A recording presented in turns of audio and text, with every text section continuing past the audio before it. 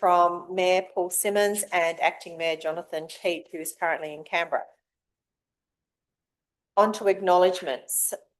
I'll take this moment to acknowledge the passing of Taylor Bem resident Mrs. Gwenda Zatto. Gwenda was an avid volunteer and supporter of our community, which included her dedication to the Friends of Taylor Bem Hospital. Is there anyone here that would like to add anything further about Gwenda? Councillor Maiden? Yes, thank you. Oh, you Deputy Mayor, what do we call you today? Through the chair. Through the chair. Okay, thank you. Yes, I've known Gwenda for all my life, and absolutely tireless for predominantly the Friends of the Hospital organisation, of which they raised well over $800,000 in her time there, and donated a lot of that, or gave all that money away really, to the hospital for various equipment. Her funeral was very well attended, Pat, and absolutely a gorgeous lady, and she will be very sadly missed in this community, to a point where the Friends of the Hospital were now going to fold. Due to lack of membership and volunteers, really, but they just felt they couldn't continue without her. So that's a testament to her and her contribution to this community. So that's pretty much all I'd like to add. Great lady. Thank you very much. Is there anyone else? Councillor Coleman? Yeah, thank you, Madam Chair. Is that all right? Yeah, thanks, Councillor Maidment. You've done a probably better one than I do, but I've known Gwenda for 43 years, and she was a pillar to the society here, not only through the involvement with the hospital, but also involved with the car club. And what I liked about Gwenda, she'd called a spade, and she spade a spade. She was not backward in coming forward. And one thing I do note from her, whenever I'm cooking something warm, to make sure I always warm the plate up, because Gwenda always said you can't put anything on a cold plate. Yeah. May she rest in peace to a very valuable person.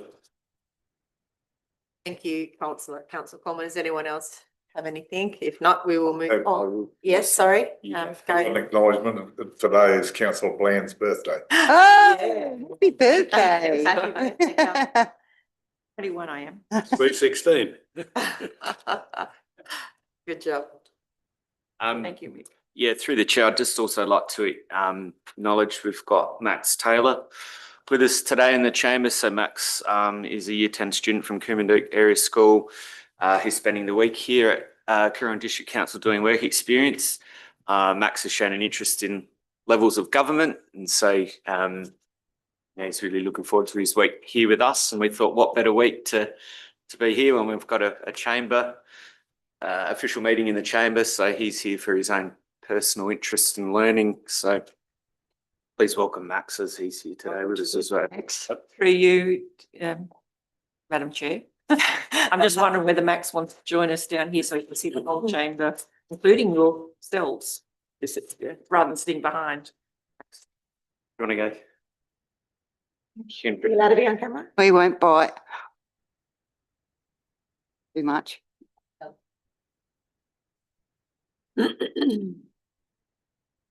Yeah, just check. Just checking. Just checking that Max can be on camera.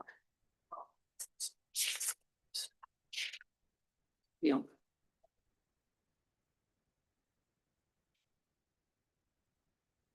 He's seen down there, though, hasn't he? It should be seen from there too. Yeah. It just gives a bit of a view. Well, okay. Beautiful. We'll move on. Are there any declarations of conflict of interest from the chamber? Moving along to confirmation of the previous minutes, we have two to confirm. The first one is the ordinary meeting, including the confidential minutes on the 19th of May. Does anyone have any questions about those minutes? If not, would someone like to move that they be accepted? Councillor Bland and Councillor Coleman, thank you. Put the motion, everyone in favour? Carried, thank you. And the second lot of minutes is a special meeting held on the 9th of June 2026. Do I have a mover and a seconder for those minutes? Thank you, Councillor O'Hara and Councillor Maiden. Thank you. All in favour? Adjourned business, we have none. We'll move on to reports by members. The first one is the Mayor's report from Acting Mayor Councillor Peach. As he's not here to answer any questions, we probably can't ask him any questions. Other council members' reports. Councillor Coleman, do you have anything to add to your report? Nothing really. Thank you, Madam Mayor. Thank you. Does anyone have any questions for Councillor Coleman? Alrighty, we will move on to petitions, of which we have none. But we do have a deputation. So we would like to welcome Pam Warnicky from the Meningie Progress Association, who's going to talk to us about her idea.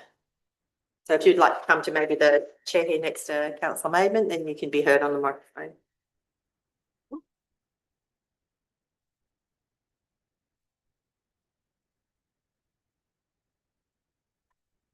So welcome, and I just more pull that microphone down towards you, just the top of it, just Top of angle it? it towards you. Yeah, How's thanks. that? Yep, that'd be great. Hi, everyone. Thank you very much for giving me your time this morning. Has everyone had a chance to read the letter from Meningie Progress that? This one, I think we have got that one, yes. Right, sorry, it was pretty crappy. I'll read it out if you would like, or do we just need to? Or maybe just read it out, because you've got 10 minutes, so just read out your letter and then the elected members can ask you some questions and see what we do next. Okay, that'll be good. Thank you. Just bearing in mind this morning is just the introduction to our thoughts on this little project that we've been discussing for a while. On behalf of the Meningie Progress Association, I would like to propose the idea of a big pelican. Meningie is the home of the Coorong and the pelican. This is where the big pelican should be. Meningie has had a big pelican before, but it didn't survive. That was the, not sure if you'll remember the big wooden one down the main street. That was really popular and really great. We would like to try again and make this one last. We have the awesome international connection with Colin Teeley's Storm Boy that was filmed many years ago on the Coorong. The story focuses on the wonderful pelican, Mr. Percival, and the film brought pelicans and the Coorong worldwide recognition. No other bird has this claim to fame. Our town would be proud to showcase this magnificent quirky bird, which is always present here and along the Coorong National Park. Both are major attractions for visitors and locals alike. Pelicans are always present in our town and tourists come to see them. A big pelican would encourage all to stop and stay longer in our town. We rely a lot on the tourist dollar. We love pelicans for their uniqueness, their huge bills, their hunting and flying skills. They are seen as symbols of protection, sacrifice, and care and nurturing of the community. Their resilience has seen them survive environmental crises in the past, much like Meningie itself in being a resilient town, having faced past challenges too. Pelicans are familiar friends who share our town. In recognition of this iconic bird, the proposal is to have a statue of a realistic, large pelican, big enough for children to climb on safely, but not so large as to overwhelm the pleasant surroundings of our main street. I'm asking for your thoughts and feelings on this idea and your support for the proposal. Thanks, Pam. Do the elected members have any questions or thoughts around this idea? I guess coming from getting involved with the original tree carved pelican. Unfortunately, it didn't survive. We weren't able to obviously get rid of some of the regrowth, and then we had birds that managed to chew down a nest at the top of the wings, and ate it out pretty much, which was the problem with it. And you're right, it became an icon. You still see it sitting in places on the internet as a place to visit. And I agree with you that it is iconic. My question to you is, from my perspective, I'm not sure that it's about whether we should have one. It's about how we can afford one and what Progress Association might be looking at to be able to assist in that. And then, of course, working with council about that whole safety issue if you're looking for something for people Yes. to climb on. And are you looking to work with the Nurringerry in relation to that as well, given that it's also a part of their landscape as well? Yes. We're in the very early stages at the moment, and we have looked into some of these things. The safety, that was something that we're still talking about, is the actual size of the bird. Do we want to go to a big pelican where nobody can climb on it? Like it will be inaccessible, there'll be signs saying don't climb on it? Or do we go to something that is, bearing in mind, we're going with the saying a bit like, if we build it, they'll climb on it. So even if it's a giant size, someone's going to try and climb on it anyway. So if we kept it a reasonable size, and this is the shape that we were talking about, or that we have been talking about, because it's a safer size. If they do climb on it at the 2 meters high, 3 meters long, they're hopefully not going to break too much if they do fall off it, and they will climb on it, I guess. The funding,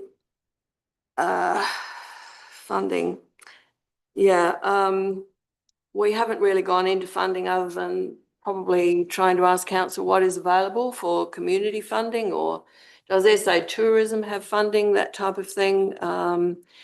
We are waiting on quotes at the moment to work out exactly how much money we would be looking at. We've approached a few different places.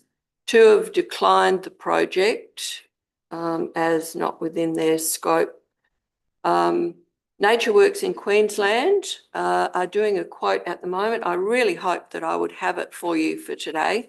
He's promised me last week for our progress meeting that he would have it for me. That didn't happen. He promised yesterday it would be here for this meeting today. Still, I haven't got it. But they are set up to create the bird of the shape that we would like. From what I gather, it's a steel frame with a fiberglass body, and it comes with specifications or regulations that are required.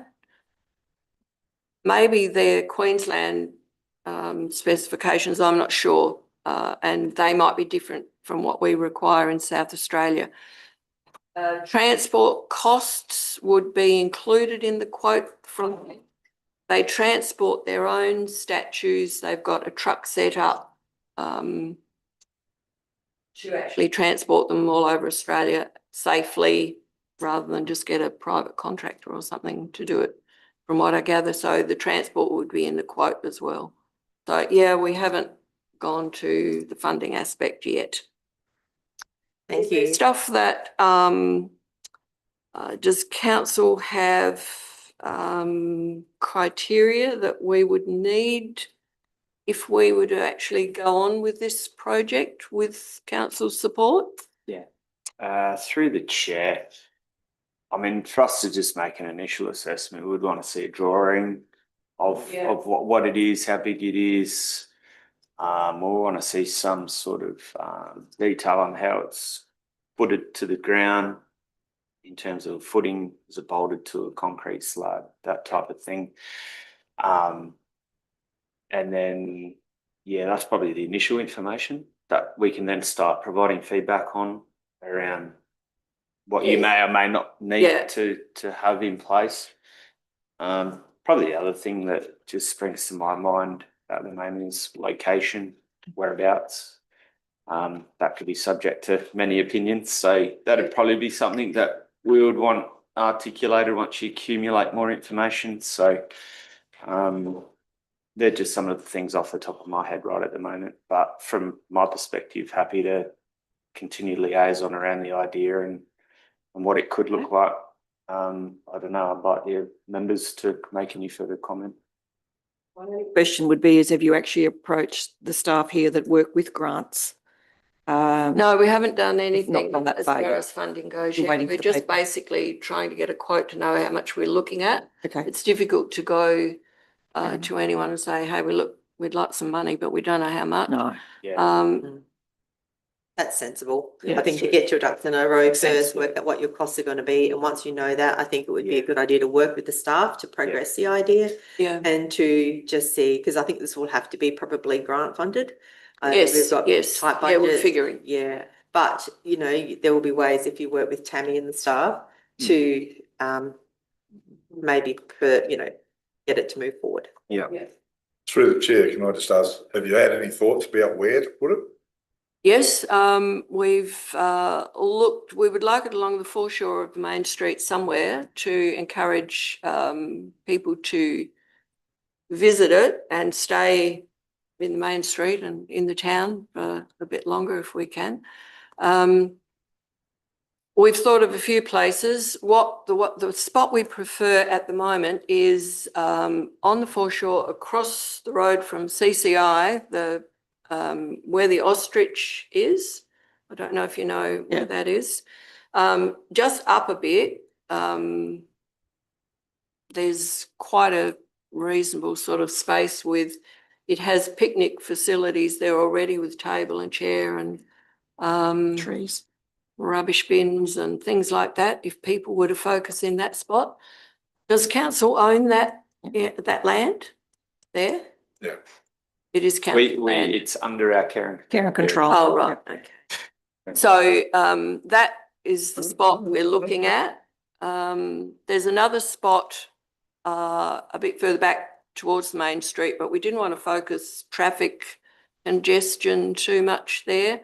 The area that we're looking at, there's sort of plenty of parking and it's sort of towards the end of the town, which would take the traffic or parked traffic away from the main street a little bit and ease that congestion. All right. Are there any other questions before we yes, councillor Nathan. Yes, thank you. Just one, you mentioned the group in Queensland that are doing the quote for you. Yes. It didn't include installation. No. So that would probably fall to council to do, I Yeah, would say.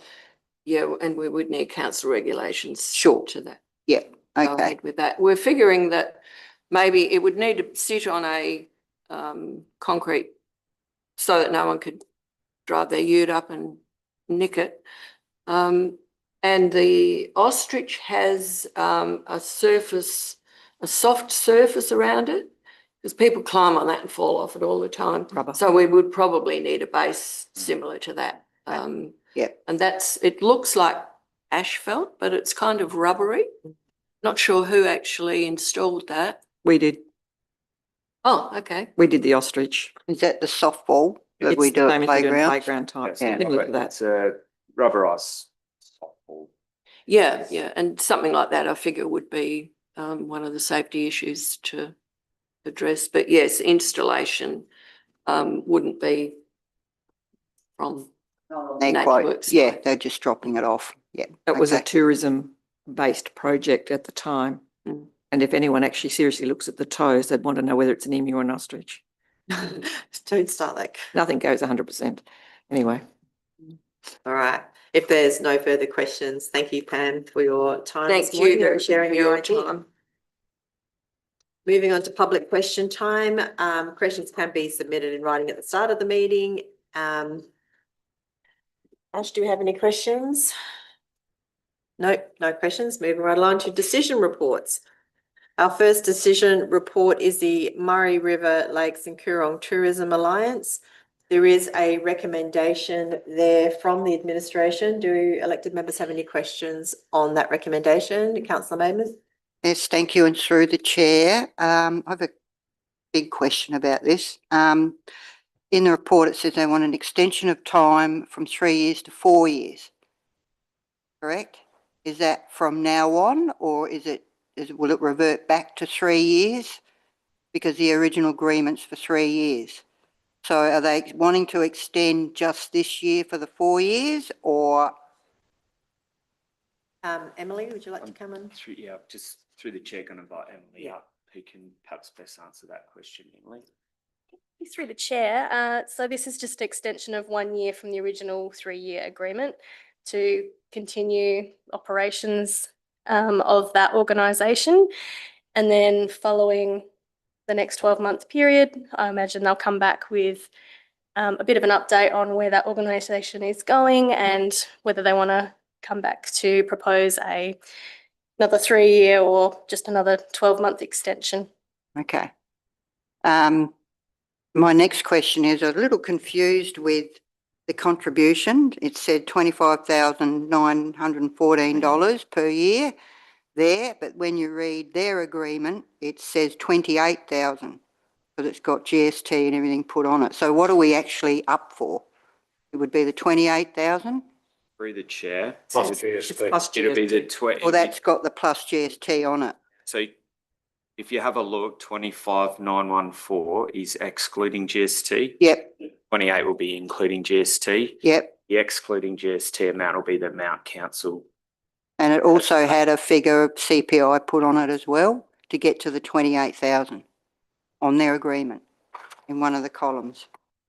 Let me just, That would be correct. If you have a look on the blue table within the council report, it has the amount for 25, 26 and then the amount proposed for 26.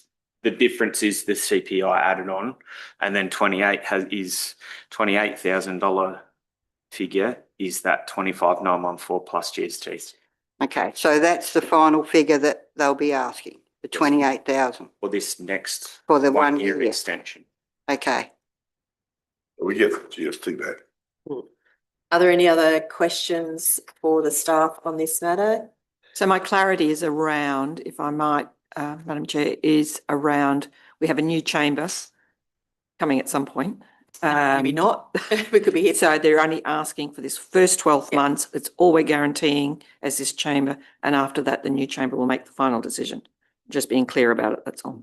Okay, thank you. Councillor Bland. There also is a review being done by the Tourist Association regarding this, so, and that will, maybe come out before next year. Hopefully.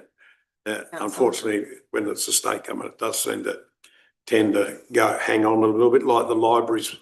Or we Also hope it's pushes not their that costs bad. our way. Right. Happy to- Any further questions before I ask someone to move the recommendation as a motion? Do we have a mover for this recommendation? Councillor Bland and Councillor Arthur, thank you. Does anyone want to speak for or against it at this point? Councillor Coleman? Thank you now, because I didn't have a question. I'm speaking against it. I would like to see that we wouldn't continue because most people these days self-advertise now for IT. So I think this is a waste of money, personally. And 3 years would make nearly 90,000. That'd contribute a lot, Madam Chair, to 2 blocks of the footpath extension. So I see that more important than this when there is enough IT information already around. And if we spend too much on tourism, we don't have enough to make our place look nice for people to come and live here. So I won't be supporting it. It's too much money going down the drain. Thank you. Thank you, Councillor Coleman. All right, I shall, will you close, Councillor Bland? Yes, and I don't totally disagree with what Councillor Coleman has said. However, it is for 1 year and it will be for the next chamber to make that decision.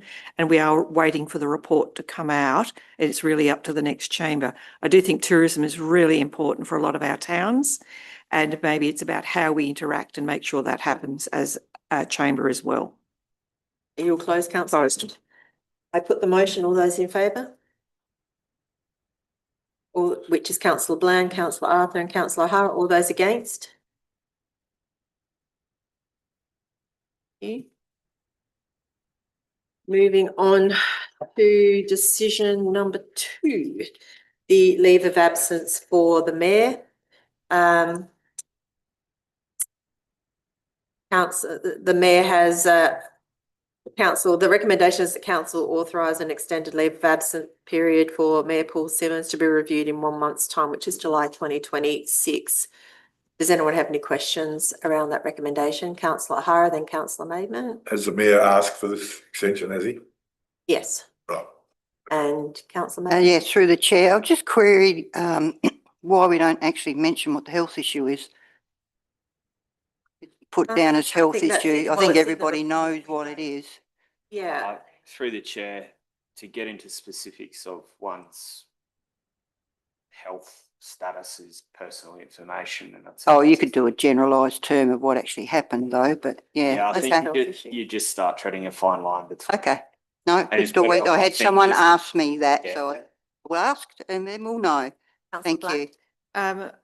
My question is around just process. Is it a requirement that it be in writing from our mayor to ask for that leave?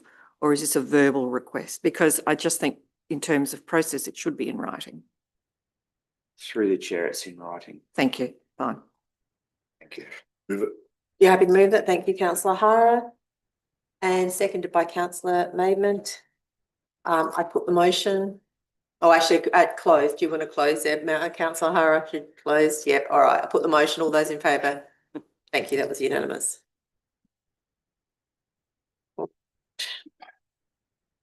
Moving on to decision report number 3, which is the intention to grant a lease to the Tintinara Oval.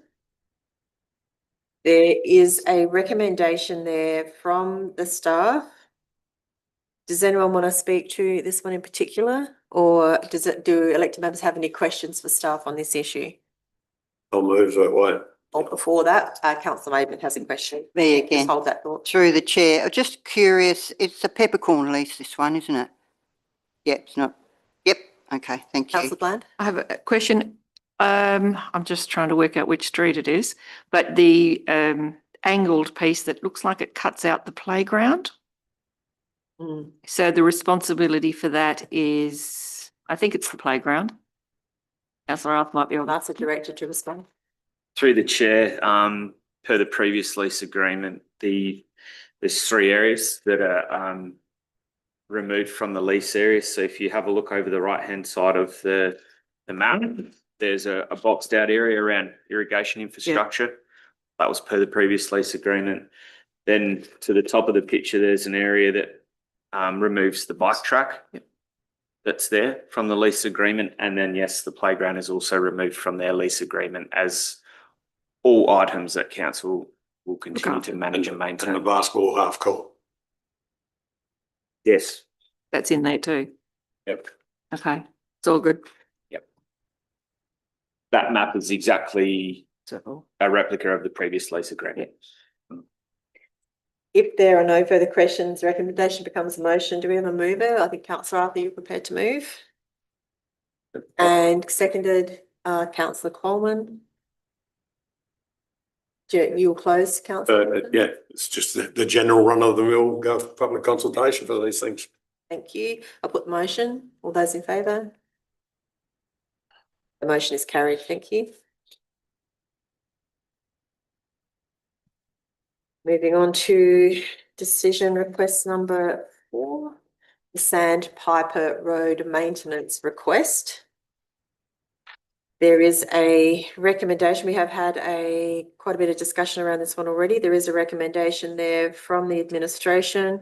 Are there any questions, councillor Bland? no, I'm just going to move it as is, as we have had a lot of discussion. Just before we get to that point, does anyone have any questions around this? Well, my question is, why has this been put in as a separate item when normally things that are in the roads and infrastructure as like this, are included when we accept the minutes and the recommendations? Yeah. Through the chair. It's just unusual, that's all. Yeah, no, that's all right. Through the chair, and a lot of reports take that same avenue where they go to Roads and Infrastructure Committee and then to council, and that is because the committee can only make recommendation. This is now council advising administration to write to Sandpiper Ski Club So yes, it's an exact replica of the report that went to R&I committee, but the R&I committee can only recommend to council to then. Later in the minutes, we got the RI committee. So, Makes it clear, it keeps it clear, Mm. the intention. yeah, that's unusual, that's all. So the recommendation will become the motion. Do we have a mover? I think it was councillor Bland. And a seconder for the motion. Councillor Arthur. All those in favour? It's carried unanimously. Thank you. Alrighty, moving on to report number 5, or decision report number 5, which is a 2025-26 capital works program update and carry forward and works progress projects. That's a mouthful. Alrighty. We have a recommendation that the council receives and notes the report. Does anyone have any questions around this for this stuff?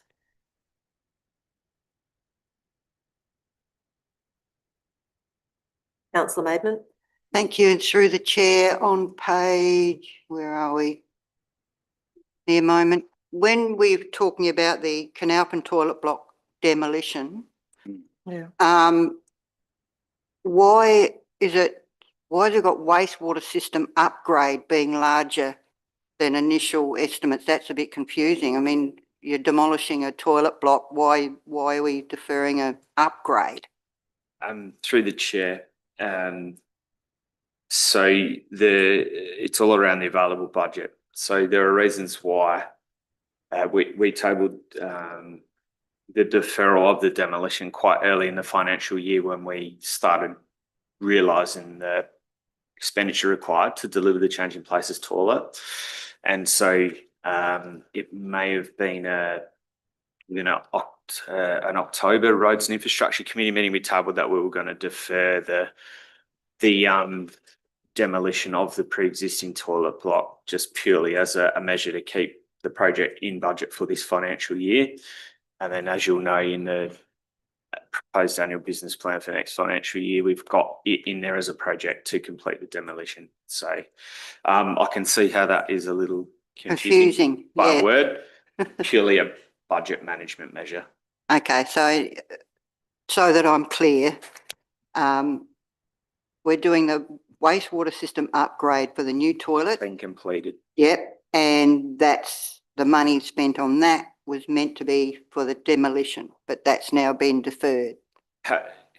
Through the chair, we had a bucket of money Yep, that went into the delivery, and there was the new toilet block, the wastewater we knew we had to do. Yep.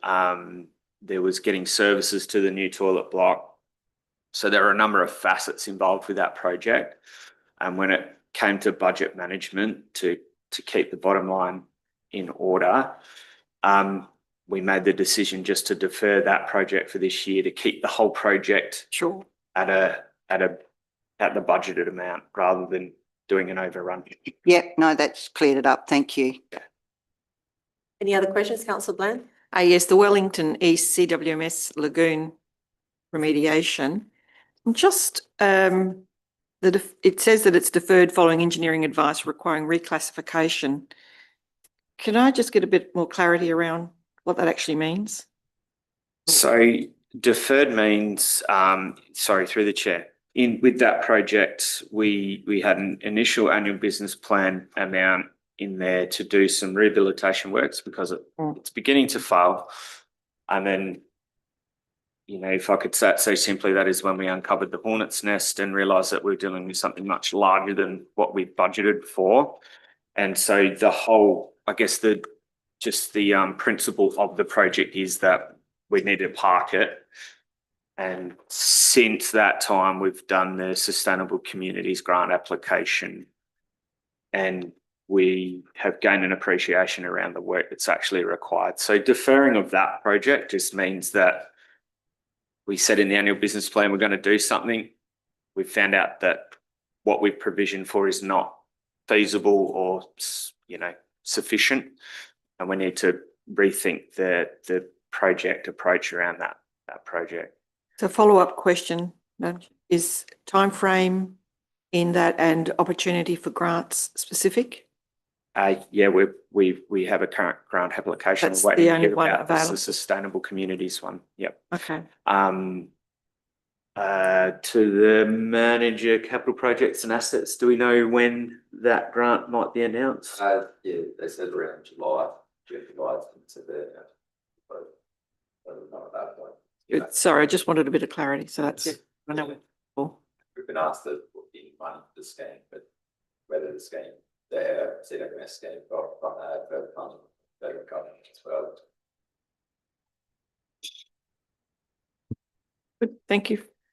All right then, there's no, oh, sorry, Got one councillor question. Arthur. Yeah, sure. With the deferred projects, you know, the work in progress, you put the estimated values. Yep. Can you put the estimated values of them in, save us having to chase back through, you know, other documents to find out, so, you know, the Cantor, 250,000, Carcooma was whatever. Yeah.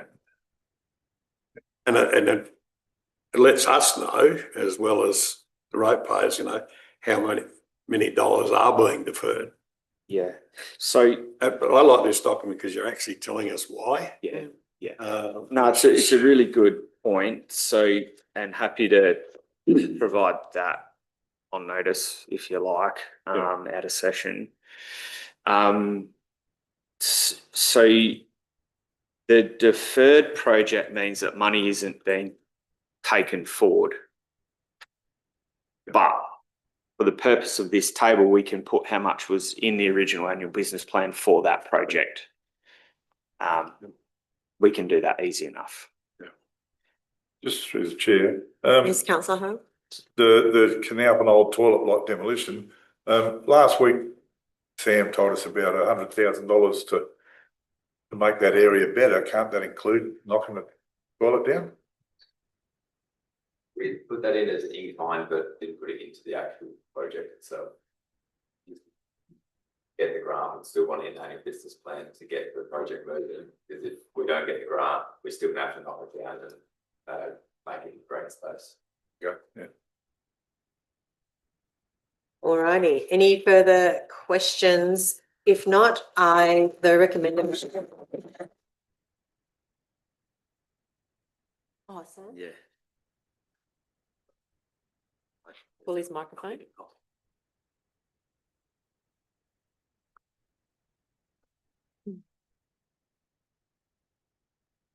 Issues. I will put the recommendation as a motion. Do we have a mover? Councillor Hara, thank you. And a seconder, Councillor Bland. I put the motion, or you'll close, Councillor Hara, sorry? Yeah, close. All right, put the motion, all those in favour? Motion is carried, thank you. Moving on to some policies now. The first one up is the General Ledger Policy Review. These, as you would know, have all been through the Governance Committee. Does anyone have any questions around the General Ledger Policy?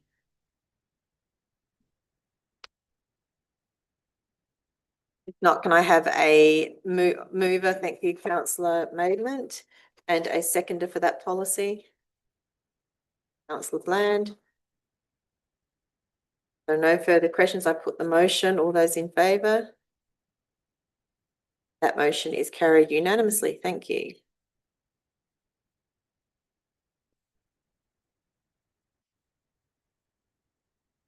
The next policy is the Records and Information Management Policy Review. There is a recommendation from the staff. Does anyone have any questions around this policy? If not, do I have a mover for this policy? Thank you, Councillor Bland. And a seconder, Councillor Maidment. You'll close, Councillor Bland. Closed. Put the motion. All those in favour? It's carried unanimously. Thank you. Decision report number 8 is the Curbside Waste Recycling and Green Organics Collection Service Policy Review. There is a recommendation from the staff. Do we have any questions to the staff on this matter? Yeah, I've got Councillor a question. Arthur? Yeah, I think we that were was- discussing this just a few weeks ago and there was no decision had been made at the workshop. And all of a sudden this has come up. One of the things we were talking about is the people that are eligible for red bins now, but are getting notices being told that they are going to have to pay. The records of the council of who actually have got those bins is non-existent. We also were talking about sporting bodies, that sort of thing, how they were going to be affected. None of that's been covered in this. None whatsoever. The only thing in there is about 5 words that says a business may get his green bin swapped for a red. Yeah. Now, I think we're just preempting, you know, we're getting ahead of ourselves by putting this up and to vote on it until we've actually sorted the whole thing out. So I'm going to move that it lay on the table, subject to a Before workshop. we do that, I'll just give the director a chance Yeah. to respond, but hold that thought. Yeah. I don't think that any of what you just discussed prohibits the policy going up because it doesn't actually change any information in the policy. All of that can still be followed up and pursued with this policy as it stands, I feel. You know, items around the sporting clubs are going to be within the sporting club relevant policies and yeah, I just would like to know Is there any parts, councillor? why there be a reason that this policy can't go up. Well, where does it say that we're going to give them a bin, no bins, we're going to charge them? Not in this policy. The only thing it says is community and sporting events staged by community sporting groups and not-for-profit organisation located within the council district will not attract a charge for the supply of additional bins. Additional bins that will be placed appropriately for collection for council's contractor. Now, we were being told all the time we can have an MOA, a memorandum of understanding. We're going to do that with every one, or shouldn't we have a policy that covers the whole lot? Straight up. That's why I'm saying it needs more work, so it lays on the table until we've done that. Anyone have any other thoughts around this? I mean, councillor Arthur makes a fair point. It'd be fair to say that this is the most controversial policy we ever have. Yeah. And we probably need to get it right. So if it requires further discussion within the next briefing, then I'm happy to support that. Much as I'd like to see it up and running and done with, if there's still questions, let's discuss it one more time. So councillor Arthur is moving that the item lay on the table. Do we have a seconder for that motion?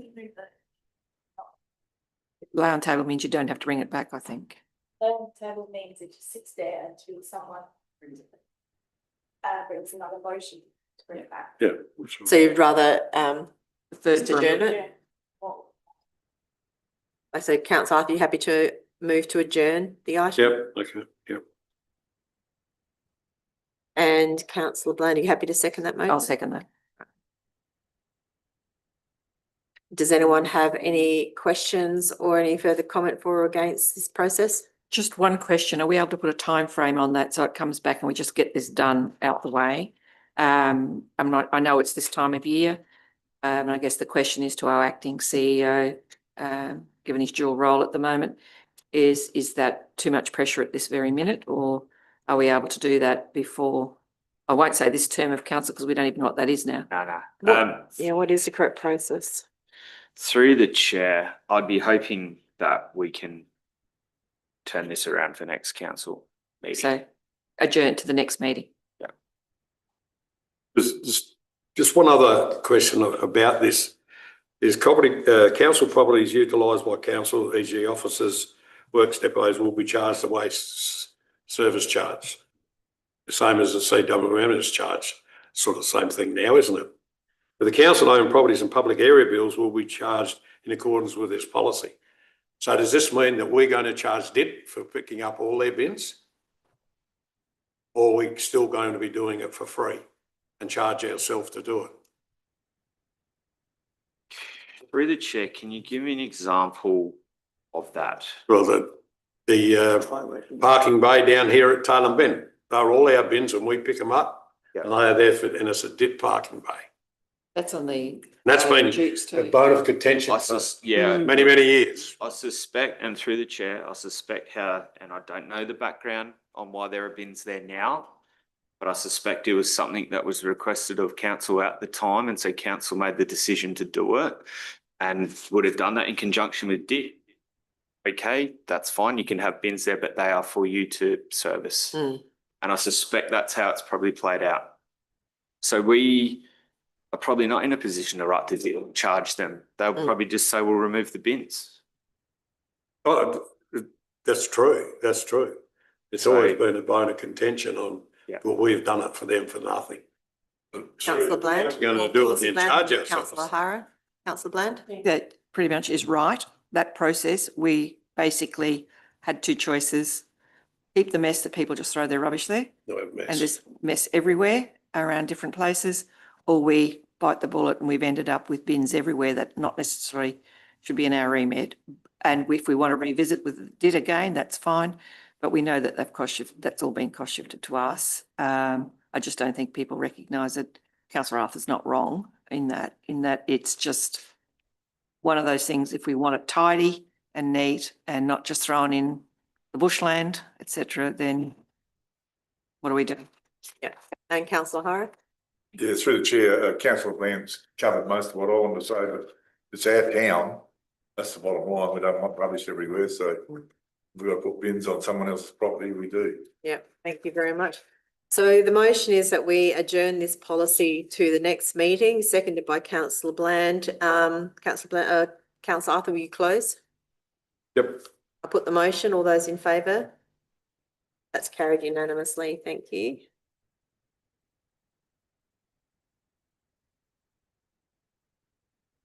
Decision report number 9 is the street traders and mobile food vans policy review. There is a recommendation there from the administration. Does anyone have any questions about this policy? Councillor Bland. The question is around that there's a limit of 2 vans in the area. Was there a rationale behind that? Not in an event, but in an area. Yeah. The director to respond. Yeah, through the chair. So the premise of this policy is part to allow something to happen, but part to also protect the bricks and mortar businesses that, you know, if are set to lose revenue if a mobile trader comes and establishes in the township. So, you know, they're the two principles around why it is. And so what you end up with is a couple of very select locations where we're permitting it. The most recent revision that is being presented today also stems off the back of, you know, if a bricks and mortar business experiences a catastrophic event, building fire, flooding, what have you, that renders them unable to operate their business from their bricks and mortar premises, that in that scenario, we will permit them to establish a mobile setup whilst they resurrect their business. So just following on that, I don't disagree with any of this at this point, but following on that, is there a time frame on that? So once a decision's made in relation to the premise, whether it's going to go ahead, be knocked down, be re-established, is there a way of extending or Yeah, so or just once that knowledge is known, what you do? yeah, through the council. chair. So for that specific example, I think we did cover off some wording to sort of state that it will be reviewed at regular intervals Okay. to keep a track of where the business is at and how long they may need to And operate in something- that fashion. Yeah, something may trigger us to decide not to continue. Yeah. So if I go to clause 8, any business that has suffered catastrophic circumstances to their physical business site will be exempt from adhering to part 2, which is all around the restrictions on location of this policy while they temporarily operate on the permit, the exemption will apply during their re-establishment phase only, with the permit reviewed at appropriate intervals as determined by council staff during the permit authorisation process. So we feel comfortable that there's enough there that we can, and you know, in simple form, it's just about remaining in direct liaison with that business around how they're going, when are they going to re-establish, what does that look like? So. Any further questions? Councillor Hara? I don't agree with this in principle, but I hope we're prepared because we'll get a lot of flack from it. Okay, thank you. Was that a question? Thank you. Thank you. I appreciate the comment. That's what I'll say. Any other questions? Comments, councillor Maben? Yes, through the chair, on page 132 of the computer thing, the last paragraph, amendments to this policy bypass the Governance and Policy Review Working Group, given the exemption provisions were discussed at the elected members workshop held on 9th of June. That didn't happen. We didn't have a workshop on the 9th of June about this. So that's a false statement that needs to be removed. So, And I've just looked back through my diary. We haven't had a workshop on this Right. for ages. so We did have a discussion. through No, the chair, but not there that. wasn't a workshop on the topic specific, but there was a discussion. Yeah, there was a discussion. Where I A bit of a discussion. attracted Just needs to change from workshop. everyone's attention to discuss the item about how we should proceed. And at that point where we've got to today was what was conveyed back to me. It wasn't a workshop though, was it? No, it wasn't a workshop. Conversation in a workshop about another matter. Well, it's a legal document we're looking at, so I don't know what you do with that. Modify it. Modify it, get rid of the word workshop because we didn't have a workshop on it. Yeah, I know I'm being it's actually anal, difficult but- when we don't have the electronic version. Is on your electronic version, is it saying what page number down the bottom?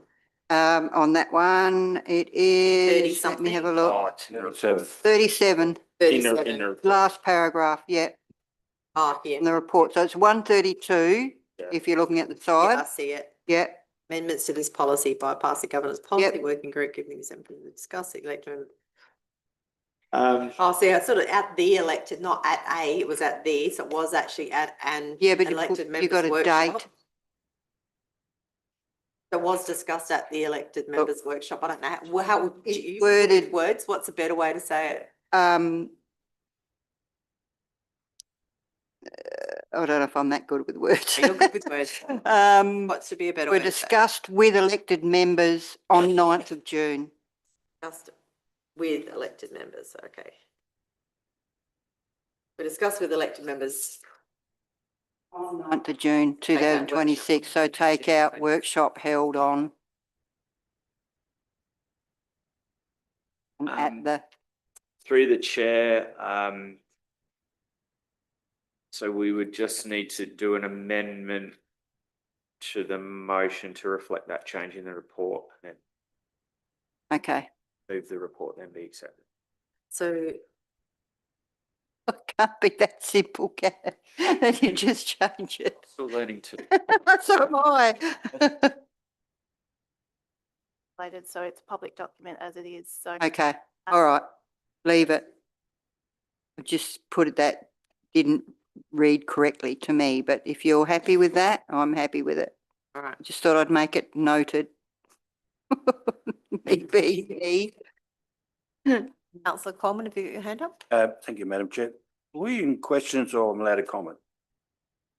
We are asking questions about the I haven't got a recommendation. question, got a comment. Well, you can have a comment. All right. I thank had you. a comment. just want to clarify. I thought this, considering what happened down Meningie some time ago, that the clause there, the temporary trade mobile food vendor as a result of their bricks and mortar business suffering catastrophic circumstances. We've covered that one to stop concern that Councillor Hara has pointed out that in this case, it's warranted to let them operate on a temporary and food ban. Plus, as our director just said, they will be monitored to make sure everything's above board, so I think this policy has probably fixed up a few problems that we could have incurred. Thank you. Thank you very much. Then I will seek a mover for this recommendation, or councillor Arthur, you've got something else to add, or Yeah, I'll move it. you'll move it? Yeah. Okay, thank you, councillor Arthur. Do I have a seconder? Seconder for the motion? Councillor Bland? Councillor Arthur, you'll close? It's quite simple, Lou, because it's an extension of state policy. And the council has to have their policy as per the government. Thank you. With that, I'll put the motion. All those in favour? That's carried unanimously. Delayed unanimously. Alrighty, thank you.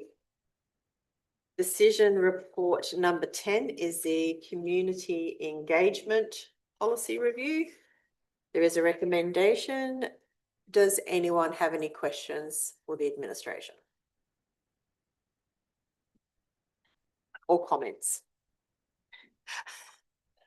So much of it. If not, I'll seek a mover for the recommendation, councillor Hara, and a seconder, councillor Maidment. Councillor Hara, you'll close, or do you have, either of you have any? Can I just ask, do we have to do this community consultation on every time we open? Oh, you know, we don't seem to do any, what are we here for? Not to make any decisions, obviously.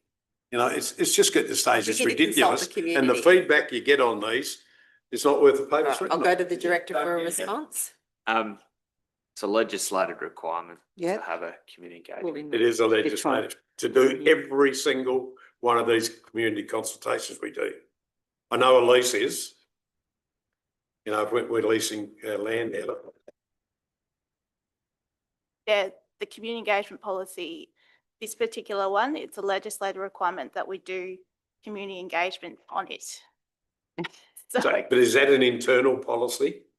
it's a council policy, it's a public facing policy. Yeah, but is it our own policy? If it's our own policy, we could change it, Yes, council can still change it, right? but this has been developed in line with the new community engagement charter.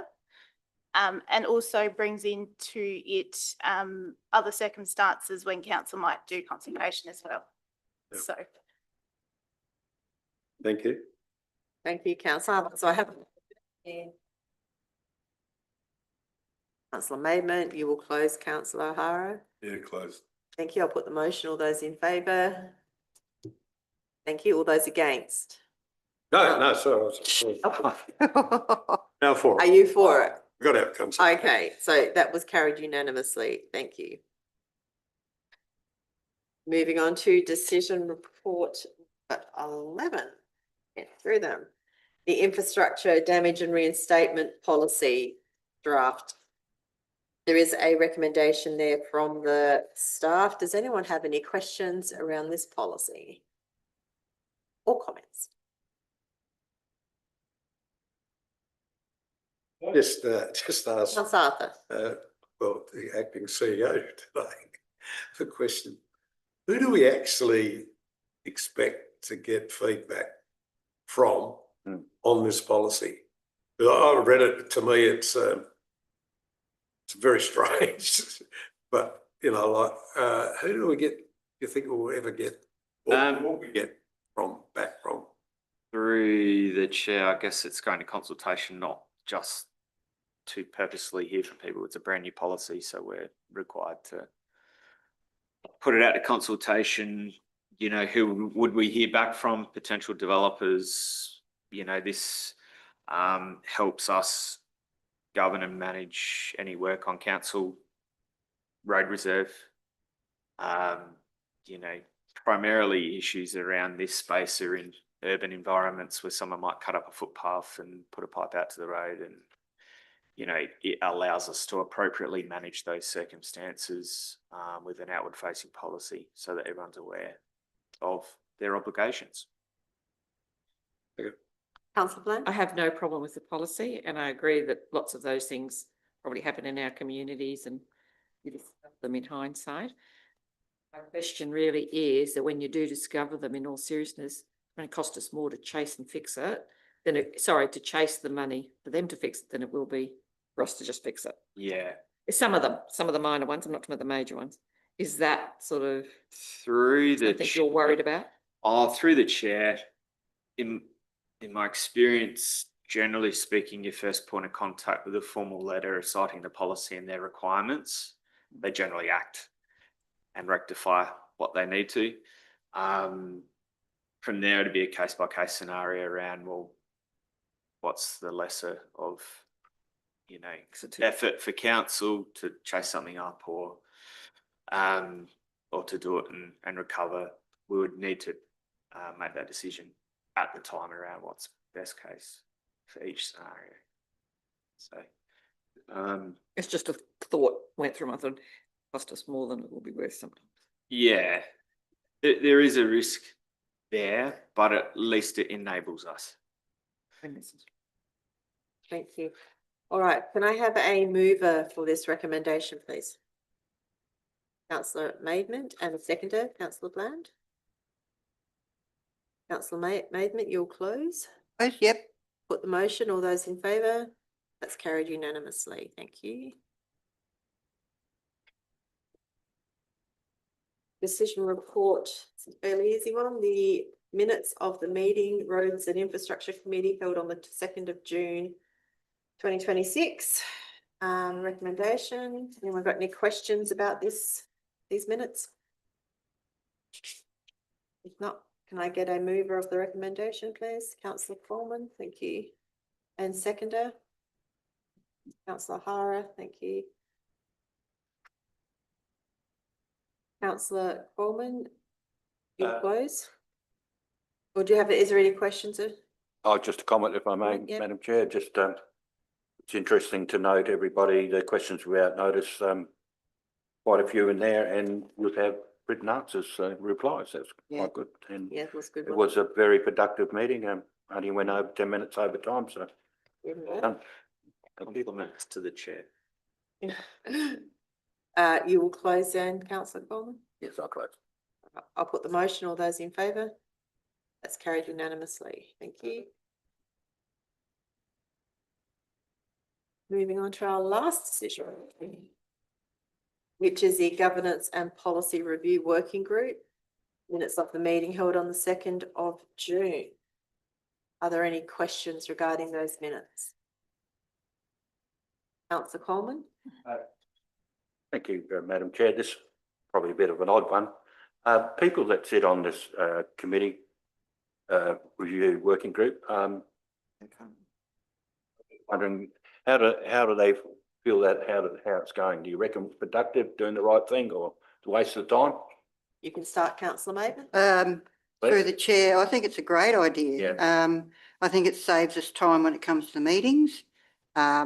And it still, as we've seen today, it still leaves it open for more discussion when they come up, which is great. I'm very happy to, although others of the committee may not be happy, that I'm a member of that. I enjoy it, and yes, I think it saves us a lot of time and it's good. And I'll follow up with, I think the committee has there are areas that we all focus on and we can all read the same document and we'll all find different things. And I think that's actually been the strength of the committee, is a diversity in the group between all of us, including the staff, that we can just power through these documents and all bring a bit of unique perspective to looking at it. So I think it's working really well. Councillor Bland? I appreciate the committee. I think it's one of the best things Yeah. that's happened in a long time. It gets the policies on the move. Yeah. And my question really is around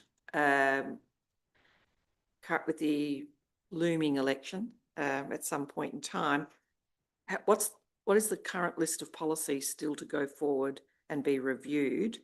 And I assume you will continue to meet without putting pressure on the very effective group until we know that is happening. If I could just add to that, we had talked about caretaker period and it was discussed to have one more of these meetings in July. Given the issue with the possible delay of the local government elections, we could still go on and have another couple. We're getting through the policies pretty well. And it's at a good rate. It's giving us time to really look at them and not being given, 10 at once to look at is too hard. So we're slowly working through them.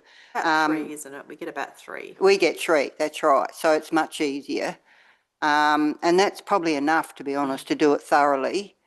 So I would expect that we would probably have at least another one after July, Possibly two. possibly 2. So, and the Keep going policy, until caretaker kicks in. Whenever they decide caretaker kicks in, then we'll stop, but we'll keep going till then.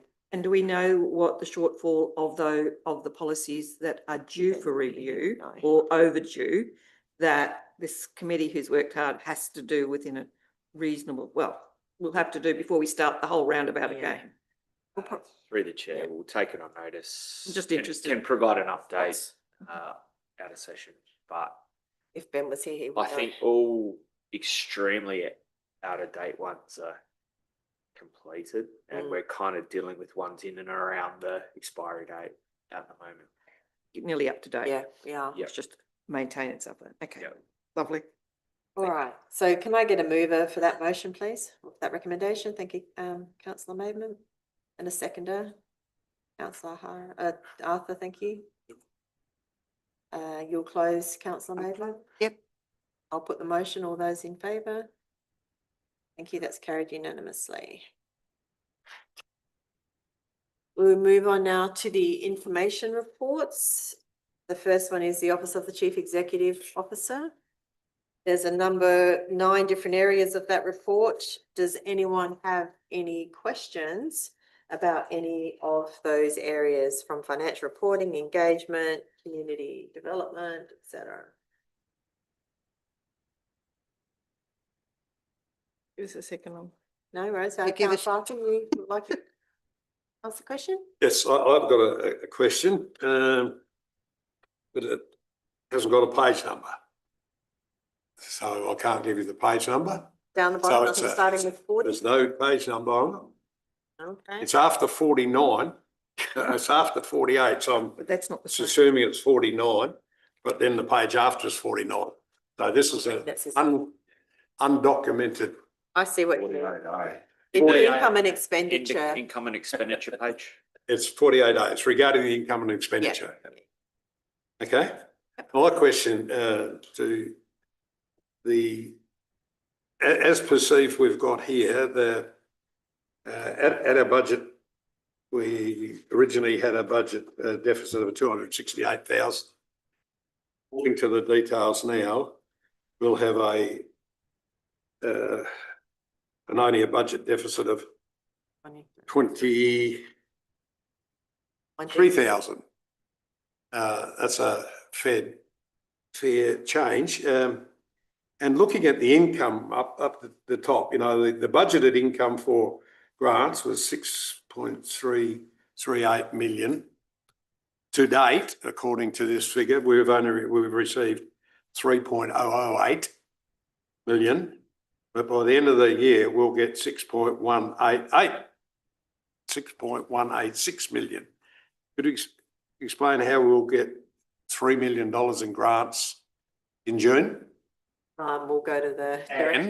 And my second part of that question, is this the grants for work to be done in 26, 27? You, Bill? Thank you, through you, Chair. Currently, as at the 30th May, there was 3 million, just over 3 that we've received. So we still forecast at 6.186 million. The main reason we're still forecasting that, however, it may change. The reason I'm saying this is because this large portion that is due to come in at the end of June is for the financial assistance grant, which is the big bulk of our grant funding. And in the last 3 years, they have paid this in advance and it hits our ledger, hits our books at the end of June. This figure is variable because they pay this in advance. 1 year they paid at 75% in advance. The other year they paid at 50% in advance. And the year before that, they didn't pay it at all. So this is a forecast. It's a moving target, but based on the financial assistance grants, what we forecast to get, it's not the entire 3 million, there's other components in there, but it's approximately 2.5 million of FAGS grants that generally you would come in at the last day of June. However, if you do recall, about 3 years ago, it didn't come in the first week of July. And so not only was this council affected, every single council in South Australia was affected by the timing of that grant. But that makes the biggest portion of it. And over a period of years, they have changed that, haven't they? And it was only sort of the last probably 3 or 4 years that they've paid it on the 30th of June, bang. Correct, except for about 3 financial years ago where you pay it in June. South Australian local councils did not receive that funding in the by the 30th of June. They received it the first week of July. It was a payment timing situation. And so there is an anomaly essentially, potentially that's happened in the past, but they also, like I said, they changed the percentage of what they do pay us. 1 year was 75%, another year was 50% upfront. So, and we don't know that until they pay it and declare it. Yep. And the other question with that, with the grants, of all the expenditure that we've done on Carcoma Road and all those, have we received all the money, the grants back for that to cover them or not? Through They were being, do the work, get paid, do the work, get paid. through the chair, we still have about $600,000 to come back in from that grant acquittal. So that has that been allowed for within your system, the 600,000? Through chair, yes. So that's what we're factoring in. So there's all these, it's coming towards the end of financial year. A lot of acquittals generally tend to go through around this time. And it's about the timing of when these reports are audited, submitted and acquitted, and then payment distributed. So it's a series of process that occurs. And sometimes, especially when it's at the end of financial year, it can stagger the financial years. There is potential that it may not come in June because there's third parties involved assessing the acquittal reports and things like this. But yeah, it is factored. The other thing that I'd like to see here is actually when you do this report, your income and expenditure, is the cash flow. What's our borrowings? Because say, for example, we don't get that at the end of June. Yes. We're still spending it. Most of it's already being spent. And that 600,000 has been spent. So we've got to get that from somewhere. Whether it's, like an overdraft situation, a fixed charge through the local government finance authority. So just the cash flow. A lot of people will ask me that. So if we could integrate that after talking to the CEO. Through your chair, we can add a balance of the cash facilities. I think that's what you're after. Yeah. Okay. Any other questions on the report? Councillor Mabel? Comments and questions yeah. through the chair, if I may. I haven't got page number handy, but the Rotary Pioneer Adventure Day, what a great initiative, and was very well received. And my key comment is how well attended the health hub was, which to me stated that people in regional areas really need their health services, and I think we need to keep advocating to get them back. So that was one key thing for me that I took from that report. The other thing was the Pangarinda Open Day, which I attended, was really, really good day. And it's such a beautiful place, that Botanic Garden, and another thing we have to keep going. So, yeah, it was good. Oh, thank you. That's great feedback. Anyone else? Councillor Bland. I just have questions, really, a couple of questions, and that is in relation to Rotary Day. It talks about council support and funding support, but there is no figure of what we actually funded financially. and the same at Pangarinda for the free workshops. I'm assuming it wasn't necessarily free to council. So do we have any figures on any of that, just out of interest? Through the Voted chair, on. we need to take that on notice, but most of our funding, I'm assuming, was staff in-kind support. Emily, Yeah. So, but for example, the print workshop has someone from outside. yeah. So it's just a figure so that we know what we're spending on the workshops. It's not that they're not good. It's just wanting to know. Is there any, through the chair to Emily, is there Through the anything you- chair, I can't answer on the workshops at Pangarinda. So take that one on notice. But the Rotary Pioneer Adventure Day, which I'll just make a comment. I literally just had Bill, their chair, drop off this certificate of thanks to everybody. So congratulations, we got a nice little certificate on the wall. But in terms of funding, from memory, I think it was $500. I think that's right. I was going to say that's my memory, and most of it was some in-kind work as well. And I think it was. Yeah, it was more in kind. Yeah. We provided chairs, tables, Yeah. the council branded marquee, It's within the budget. and staff time to drop it off and pick it up afterwards, as well as some signage for parking. All good. That was resolved by council as well, so that was a motion of council. Yeah. Ah, right. Lovely. Forgotten. That happens. Questions on the CEO's report? Alrighty, then I will ask for a mover that this report be received and noted. Thank you, councillor Foreman, and seconder. Can I get a seconder, please? Oh, thank you, Sharon. Councillor Bland. I put the motion noting that councillor Maidment is not in the building, but put the motion. All those in favour? Thank you. That's carried.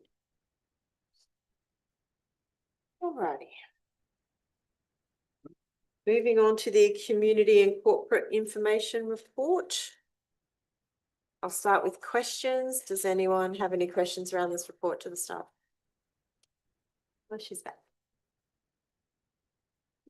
So we're on to the community and corporate information report, councillor Maiden. Okay, thank you. And does anyone have any questions or comments?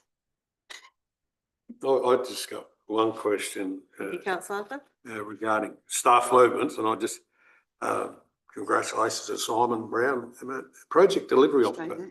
What does he do? Through the chair. So this is the leapfrog that we're chasing in and around Sam taking on the manager of capital projects and assets role. So he vacated the project delivery officer role. So this role, takes on a bulk loading of project delivery.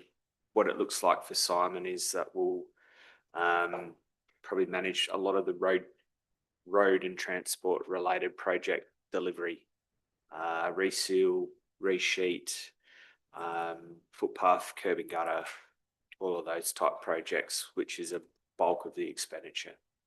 Is this a new position? No, it's not a new position. It's been a position for about 3.5 years. Okay. Who was in it before? Previously it was Sam, and previous to Sam it was myself. Oh, okay. Now, so we're also advertising for asset replacement. Is that right? Yep, correct. Okay, there you go. Thank you, councillor Arthur. Any other questions? Or comments? If not, I will ask someone move this recommendation as a motion. Thank you, councillor Farah. And seconder. Councillor Maidment, thank you. I put the motion. All those in favour? Carried unanimously. Thank you. Moving on to the roads and infrastructure information report. Does anyone have any questions regarding this report? Councillor Coleman. Thank you, Madam Chair. I've got two actually, to the Director of Roads and Infrastructure through the chair. First one's regarding with have some really inclement weather, and unfortunately, it's probably affecting any road with defects like cracking the seals and roads breaking out due to water potholes. And wondered on this first question, if the director would advise, well, how are we going in maintaining and keeping on top of repairing potholes, which are appearing a lot more frequently than normal, please? Through the chair, as far as I understand, we're coping quite okay. Quite naturally, unsealed roads are going to become quite potholed in weather like this, and you know, we're making sure that we prioritise roads that become to our attention in and around what we do. In terms of the sealed road network, I'm not aware of a really acute increase in pothole, but that doesn't say that, you know, if it continues to be wet, we may still, you know, suffer some impact there. That is just nature of looking after roads. At times when it is wet, we will experience challenges like that, but at the moment I feel like we're coping okay. Oh, it's good. I just thought I'd ask that one first, Madam Chair and members, that if you know, looking at a dip tie ride, they've broken out something shocking. The next question is, and glad to see it's come to fruition, and is our Tarlin Bend car park opposite IGA. Two-part question. What is remaining to be done on the site, please? First question. As through the chair, and as we've spoken, there's still some works to, I guess, tidy up the finishing aesthetics. So I guess there's a level of light landscaping that needs to happen around the place. We are in discussions with our internal team and going to formulate an approach to, you know, they've shown an interest in doing some of it, which I think is really good. They want a bit of ownership over how it's going to finish off and look. But we're also aware that we don't want it sitting there for the next 6 months looking like an unfinished project. So we are having a discussion with them around what bits and pieces can they do, and then what can we source from elsewhere to finish off some of those elements. In terms of probably some of the, there is one hard infrastructure item that is still to be done, and that is around that bend on the southern end. Yep. There's a level difference. You know, in the original design, it was indicated to batter it back. Just given the irrigation that's there and the fact that we want it, you know, we don't want a slope that's maybe unmowable or something like that. We are going to have constructed a small concrete wall around that bend, very similar to what you see around the train park there, just to maintain that level on the grass, and then there'll be a small fence on top to prevent people from walking off the end of it. So thank you. That's a very good comprehensive report there. Part two, which people have been asking me, the original budget amount and how much the budget overrun was for. Yeah, please. And no worries. And not got anything to hide here. We had an original budget amount of $300,000. As it stands, expenditure, and last time I reported the number was $450,000. It's about $465,000 for the car park. My comment to that is it reflects the cost requirement to do what we needed to do. Mm-hmm. We did a tender process. We had a fixed amount. Like any fixed price contract, there's always exclusions. Generally speaking, they are around rock. They are around what we've experienced with the seal pricing. There's always rise and fall elements. And so, you know, primarily there are a couple of the reasons why expenditure went. We had a level of variations that were attributed to the project. Any of those variations, had we gone with any other supplier that tendered for the job, would have still been experienced. And yes, so that has led to the project going over on budget. We've got several other seal projects that went over on budget. I think it's just been a year where we've experienced that, so. But happy to provide any more detail if required around that project. Thank you. And the communities, I feel quite happy that it's complete and back to normal. Councillor Maiden. Yes, I've got a few questions about this report, but just going on from what we were discussing then, a percentage of that was grant funded though, wasn't it? No, it wasn't, through the chair, no, it wasn't. So we did have that originally under an LRCIP, so Local Roads and Community Infrastructure Program project, but we had to deliver that program of projects under that grant by 30 June last financial year. Okay. And when we realised that we couldn't, we took that money and we applied it to Punt Road and we applied it to Meningie Office Car Park. We applied it to some other projects so that we could utilise the funding. Okay, thank you for that. Okay, on to what I had planned originally. Page 97 of the report, it's got here repairs to the Railway Terrace car park with the irrigation. What caused the damage? I suspect what you're seeing there is just some remnants of some of there's been level changes between some of the new curb and some of the pre-existing garden beds. Yeah. And, you know, we've just had to do some work that allowed it to keep operating. So part of the project. some of the levelling from the new car park has caused that. Oh, there's been level changes. So Yeah.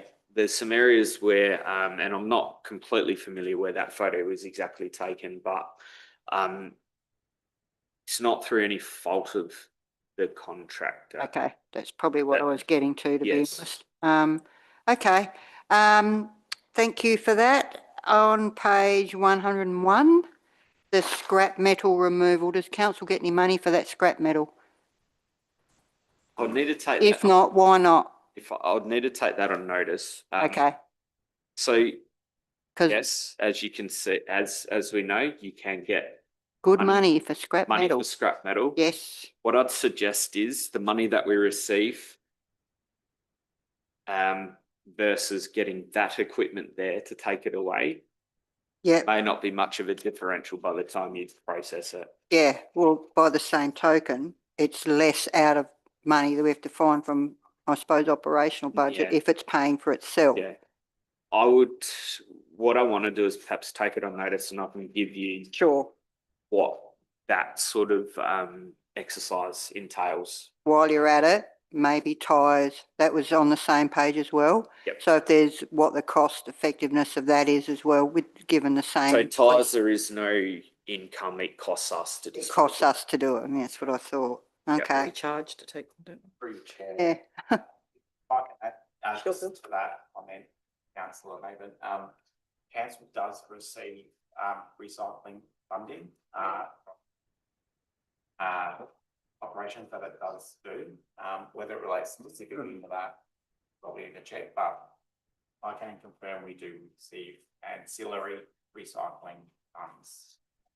no, it's just Oh, the scrap metal at certain times can be worth a lot of money. Yeah. And that looks like it's not a little pile. So, yeah, okay.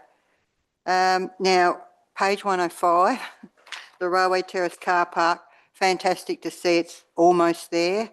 There have been concerns raised with me from residents about the car park behind the angle parking at the front. Now, the question is whether there's enough room if you get a ram or a car park, caravan and trailer, whether there's enough room to back out and whether perhaps that car park gets null and void, yeah. blacked out. So, So through the chair, the constraints of which that is line marked is in accordance with the off-street parking design standards. Yeah.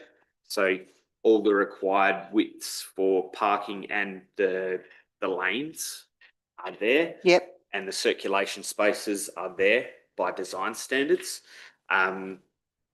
I mean, what can I say? Look, let's just monitor it. If Monitor becomes it, yeah. It can be, if it becomes an issue, we can have a look at what it means. I mean, I'm Sure. not yet to see 12 RVs parked there that No. is fully occupied. We could maybe, like you say, leave the one on the other side.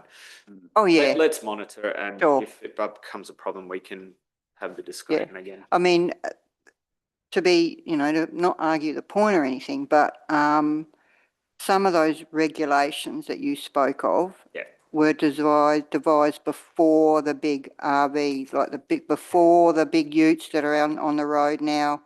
And that's probably where the concern comes from, that there won't be enough room for them, probably more to manoeuvre than anyone else. But anyway, I've raised Through the the chair, concern. if you get aware of examples where you see it's a problem, Yeah, take a photo, come and send it in, and we can sure. see what we're dealing with. All right. I mean, I try and look out the window a lot when I'm working, Yeah, but it's not always that I see exactly what's happening. no.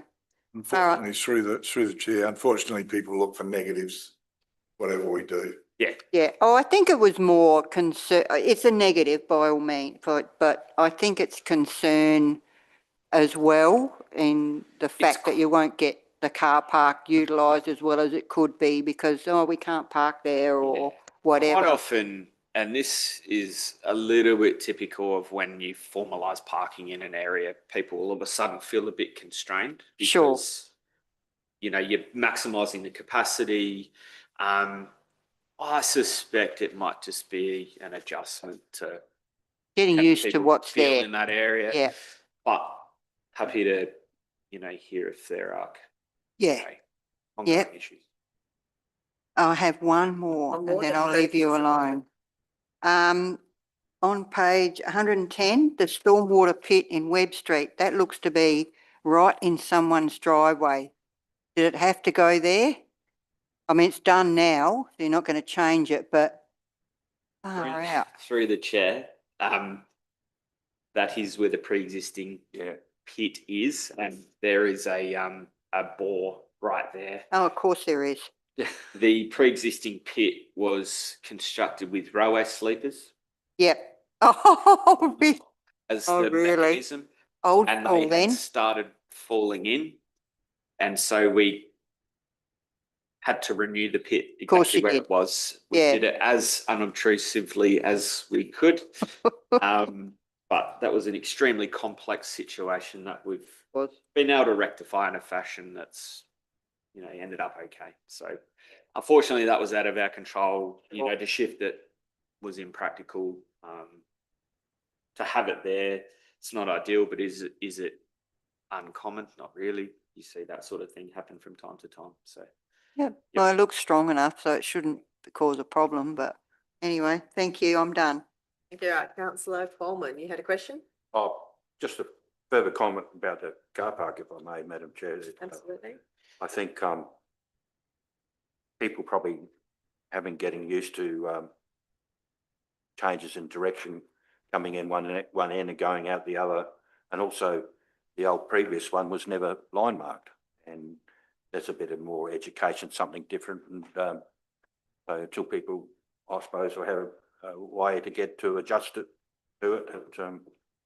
I did send a photo to the director the other day of a bit of slight pooling, but as the director pointed out, it only took about half an hour or so, and it's all gone, and it was only about half an inch deep or something. So it was working a lot better than previously. Excellent. Any other comments or questions regarding Councillor Bland? I've got a couple, most of probably really simple. The Narung campground, obviously there's some work done there on the irrigation. How often do we need to do that work out there? Because we obviously have no issues where anybody campers park wherever they like. We've obviously got irrigation in. So is it a frequent event? Through the chair, which page am I on? 92. 92.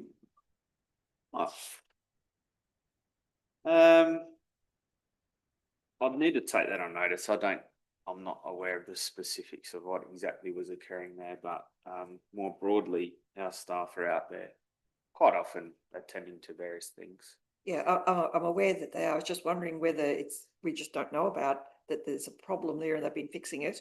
And it's just come up this time on the list. We've got photos of it, so, which is great to have, but we do allow them to park wherever they like. So Yeah, next plan, one assumes we will. yeah, as you're aware, part of, it's going to form part of a consideration with the Narung Jetty around doing some precinct type planning for that area. And, they can all be elements that we pick up on and delineate appropriately so that people can't drive over the top of an irrigation bow box or, anything else for that matter. Yep. Page 93, while you're there, if I might, I've got a couple.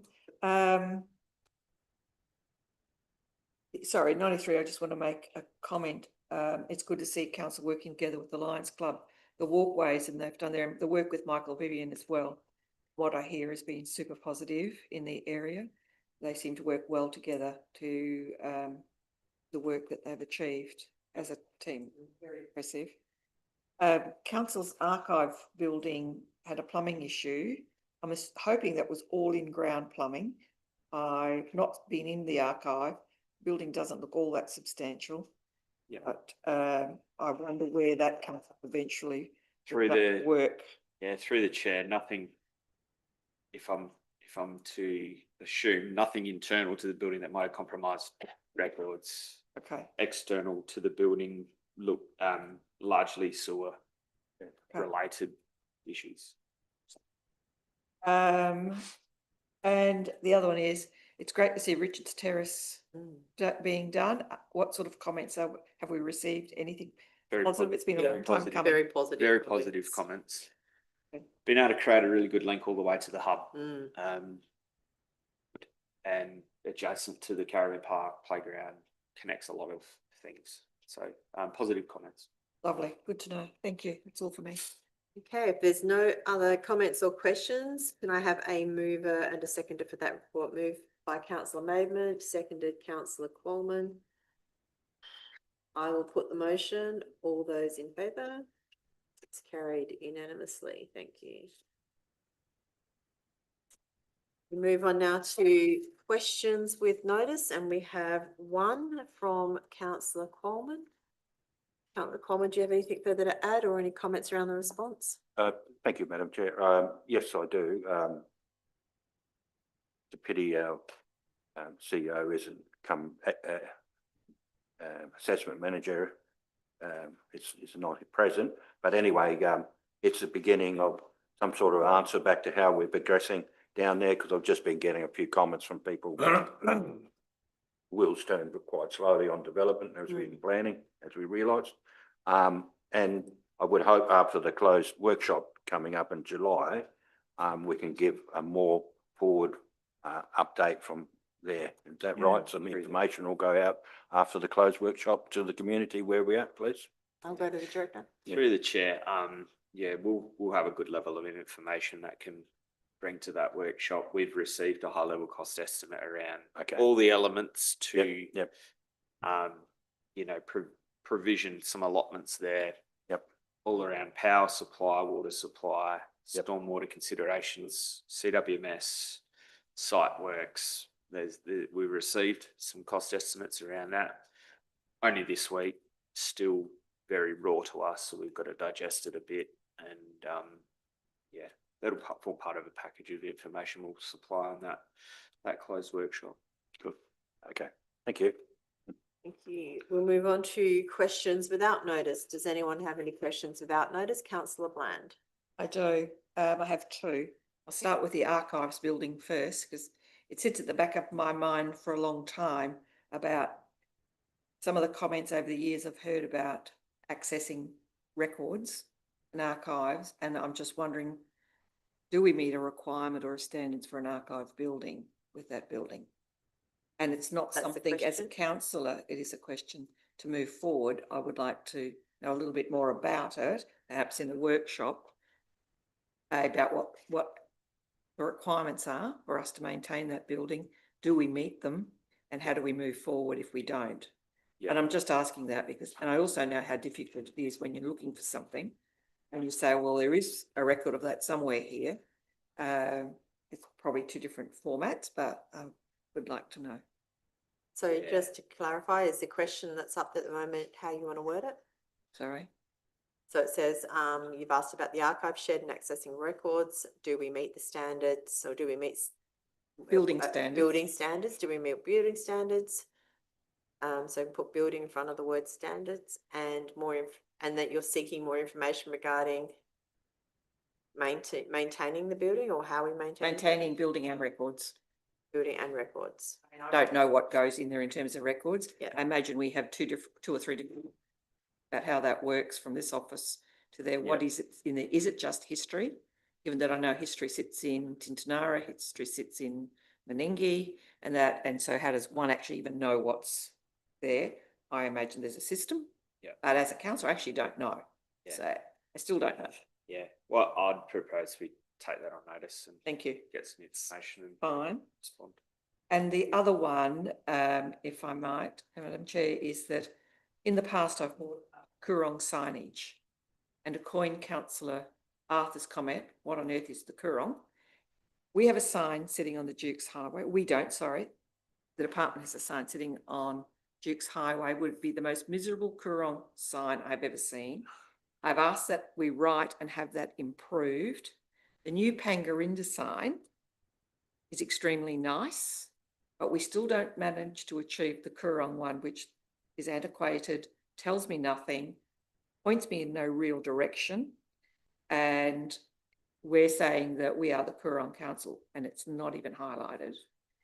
Including going down the Princess Highway when you get towards Menengi, doesn't even tell you that the Coorong is accessible from just outside or near Menengi and how to do it. So I just think I'd like someone to look at it. We talk about tourism, but we need to follow this up. So the question is, you would like the council to investigate a new signage in relation to Coorong. Through the chair, I think that'd probably be better worded as a motion, maybe as a motion when we get to motions without notice. I will do that. Yes, I'm doing it off the cuff now. And think about more of the wording and we'll come to that in motions without notice. Thank you. Are there any other questions without notice? Councillor Maidment? Yes, thank you. Through the chair, could council find out why the speed limit is changed one way and not the other on the highway in Tailem Bend? Please. Yep, I can respond to that right now. Through the chair, I have a request for information from DRT around how that has come to be, and that I feel it's not satisfactory. Please have it the same speed in both directions, wherever it may be. Exactly. Thank you. And ask them they fix the road up while they're at it, please. Does that mean we move the other side back to 80? Yeah, well, So through the chair, they extended the 60 out further, only on the outgoing lane heading north. They did not change the incoming lane from the north. So you now have a staggered 60-80 zone. I have an active query with DIT around how that came to be. Be careful what you ask for. Yeah, I don't want any more 60s. This is crazy. it could probably go back to 80 The other side could go back on the to other side, 80. yeah, I just because don't it's understand what it's the 60 built up away from residential. I mean, it's right there, but everybody's so used to 80. I feel the outcome is that the change to the northbound 60 zone will be matched. Right. For the southbound, that'll be the outcome. They're not about to pull a rescind the change that they did. Is my feeling. Okay. Thank you, Joel. But yes, very odd. Can we, can I just ask? Have one other little question. Sorry, please. Right, you go on. Just on that subject, how does it get changed from 60 to 80 or from 80 to 60 in the first place? How did that come about? Through the chair, Right, no, thanks. and we have no oversight of it and their changes to their speed limits, like as in Canalpin, how that went from 60 to 50. Some residents. that Yeah, was their excuse. look, I don't know the background as to why. Generally speaking, they'll cite that they've done a road risk assessment, and then based on that, the requirement is that it be changed. They don't consult with us in any way, shape or form. It is quite simple as we drive down the road and all of a sudden it's been changed and we have not been informed as a council. All right, thank you, councillor. Don't worry about it. No, I just realised I didn't need to ask that question. Thank you. Okay, does anyone else have any other questions? Without notice, all right. Moving on to motions with notice, of which we have none. Are there any motions without notice? Councillor Bland, would you like to raise your Yes. motion? I would like to move that Coorong Council investigates signage at the junction of Dukes and Meningie Highway. And, sorry, Princess Princess Highway, Highway. and also extended further down Princess Highway to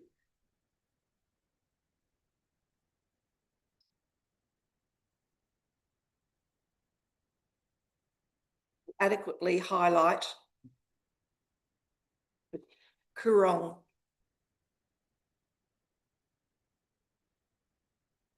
as an iconic area.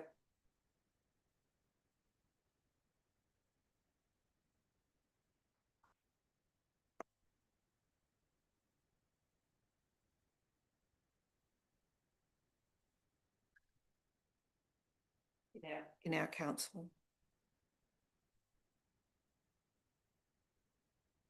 That council to negotiate or discuss, sorry, to proceed to discuss the issue with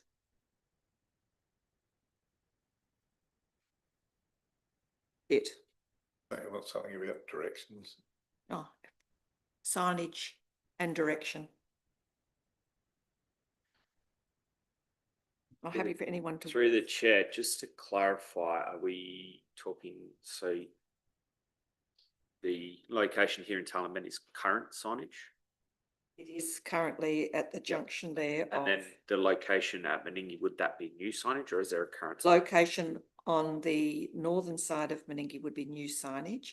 There is a very ordinary, very large picture of someone walking on a beach, which tells me absolutely nothing. Could be anywhere in Australia. But the other point, sorry, I'll get back to the motion. Other point is that in terms of tourists, that there is no way they would know how to access the Coorong. Yeah, where to turn to. We go. know you can access it off, you know, you go out towards Narung. We know you can access it from 7 Mile Road, one of our newer roads over the last few years. You can actually see it really closely 10 kilometres out of Meningie. But no one knows that unless you're local. I suspect some in here don't know that unless they've been out. I don't know. All right, thank you. So you happy with the wording of that, councillor? Sorry, I'll have to read it.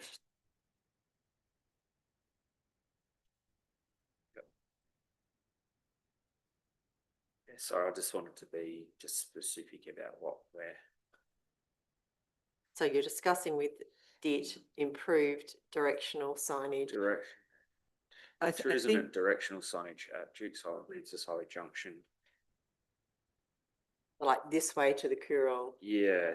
beach Tullamarine. access. Oh, way. I mean, It basically is Yeah, a lot of tourism signage. If you look at the new Pangarinda one that's gone up there, and then you look at the Coorong one, above it, it tells you absolutely nothing. Mm. So we say that the Coorong's iconic. We don't even advertise it, or we don't have anyone, really effectively the tourism doesn't advertise it here either. And yet we're a part of a whole tourism mechanism and we don't do it. It's a missed opportunity. It is. I mean, All right, so you happy with that wording now? Just check the wording if you're happy with it. And iconic should be as an iconic. Yeah. yes, it We does. can just change A to an, yeah. No, take the D off, just. I'm open to it, but I would think we should also discuss it in relation to tourism signage. And I don't know if that's only Department of Infrastructure. I'm happy to be guided. Chair. There's Sorry, one. we added that in. Signage, is that okay? Yes. Alrighty, This highway to equipment. Yep, that's good. everyone's happy. Can I have a seconder? I've got a, Question, oh, yep. Sorry, Just, councillor Maitland. yeah, with the wording, shouldn't it read that council's going to investigate tourism, not councillor Bland? Yes. Another one, pull on you, my dear. I'll pick up on I nearly got Yeah, we nearly got that through. Good job. Thanks, Ruth. That's all right. Saved Otherwise, us some we're going to be work. on. All right. Do I have a seconder for the motion? I'll second please? it Thank now. you, councillor Maidment. Right, would you like to speak to your motion any further, councillor Maidment? No. All right, so you'll close. I put the motion. All those in favour? That's carried unanimously. Moving on to item 14, which is our, Sorry. Another I've got a motion. Motion without notice. I'm very sorry, councillor Arthur, please. And it reads that details of the council's decision to grant rate extensions to rural ratepayers and the outcomes as detailed to elected members in the CEO's email of, I haven't got my computer, it's crashed, so I can't give you the date of the email from the CEO. Yep. It was last week, Is it great? to be included in the minutes.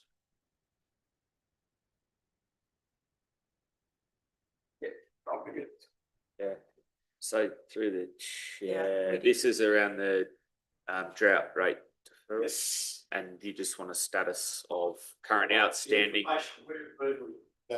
Received. Yep. From Money the was deferred. CEO, Yep. regarding repayments, all that sort of thing. Yep. I think that should be out there for Yep. the ratepayers to know, because it is ratepayers' money, it's not our money. Yep. And it was $500,000 to start with, so. The date's the 18th of June, It's a very good email. 18th of the 6th, 2026, if you need Yeah. that. So the 18th of June, thank you, councillor Maidment. So through the chair, we are more than happy to provide that information. I might just defer to the acting director of community corporate. They can give a verbal as it stands at the moment, but we're more than happy to put something in the minutes also. No, I'd like it in the minutes. Yep. So it's there, so anyway. No problems. Through the chair, just for administration's sake, we would probably attach that as an appendix to the minutes, so it would appear at the end of the minutes. If that makes sense. Thank you, through your chair. So I've got, I don't have that email. Prior, notation that I had. So the figures, if I quote figures, they'll be different because the figures that I have were, captured prior to the CEO's email. So I'd just like to point that out. Essentially, with the drought deferment, there were 64 assessments that were deferred for drought deferment. 57 of those 64 deferments were paid, approximately $450,000. This is a ballpark figure. 7 of those were remaining, approximately $55,000. And out of those 7, 2 were looking to further payment arrangement plans. So essentially what it's looking like is out of the first tranche of people that deferred for the 12-month option, the majority of those ratepayers have paid back in full. Well, I think that should be noted, you know, and that's the reason. And I'm Exactly the reason. Yep.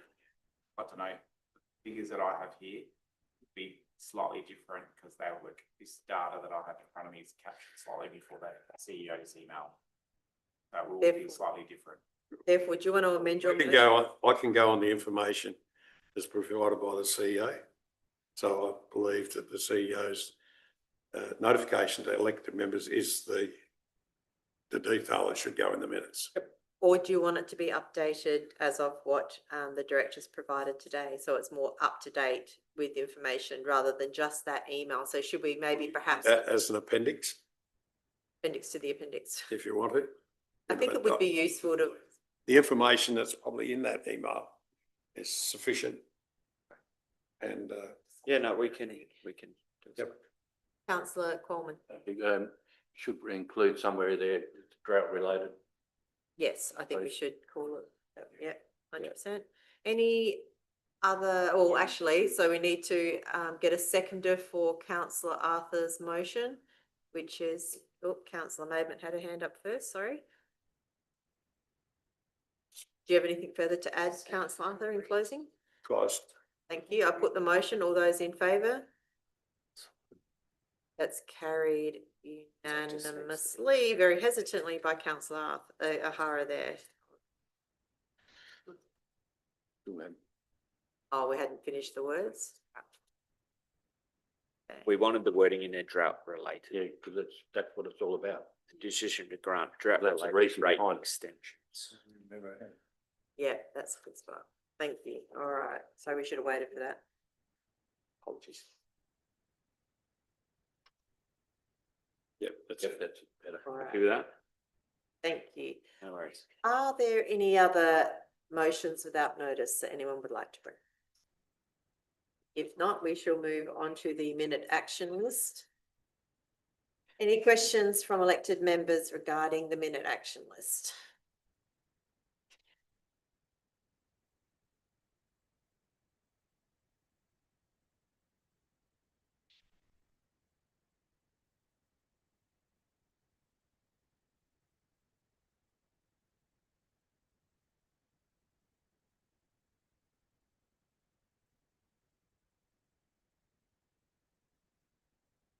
Everyone seems fairly comfortable.